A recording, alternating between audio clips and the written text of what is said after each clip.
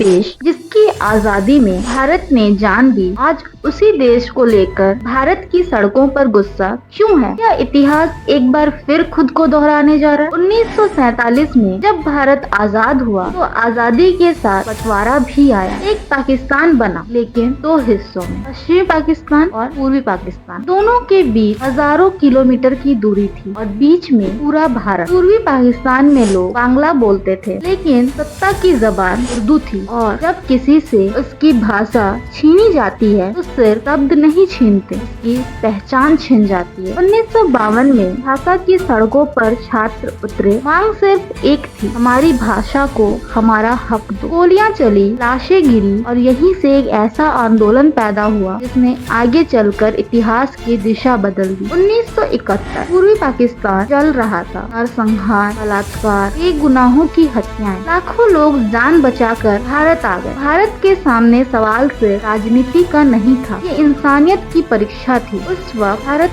ने कोई शर्त नहीं रखी, न जमीन मांगी न सत्ता। अपने दरवाजे खोले, अपने संसाधन खोले और अपने सैनिकों की जान दांव पर लगा दी। 13 दिन के युद्ध के बाद पाकिस्तानी सेना ने आत्मसमर्पण किया और जन्म हुआ बांग्लादेश का। भारत और बांग्लादेश का रिश्ता किसी कागजी समझौते से नहीं, कुर्बानी और भरोसे से बना था। लेकिन क्या कुर्बानी की याद हमेशा जिंदा रहती है? 1975 में बांग्लादेश के संस्थापक शेख मुजीबुर रहमान की हत्या हुई। सत्ता पलट, सैन्य शासन और राजनीतिक अस्थिरता ने देश को घेर लिया और यहीं से भारत बांग्लादेश रिश्तों में खामोश दूरी आने लगी। सीमा पर तनाव बढ़ा, अवैध घुसपैठ और तस्करी बढ़ी। हिस्सा और फरक्का नदी जल विवाद गहराने लगा। भारत के पूर्वोत्तर में असुरक्षा की भावना पनपने लगी। सीमा अब सिर्फ नक्शे की एक रेखा नहीं रही, वो डर और शक की दीवार बन चुकी थी। फिर एक दौर ऐसा भी आया जब रिश्ते संभले। शेख हसीना की सरकार बनी, आतंकवाद पर सख्ती हुई और भारत के साथ सहयोग बढ़ा। 2015 में 68 साल पुराना सीमा विवाद खत्म हुआ। दुनिया ने इसे दक्षिण एशिया की बड़ी कूटनीतिक सफलता कहा। ऐसा लगा जैसे इतिहास की कड़वाहट पीछे छूट जाएगी, लेकिन समय के साथ अक्सर एहसान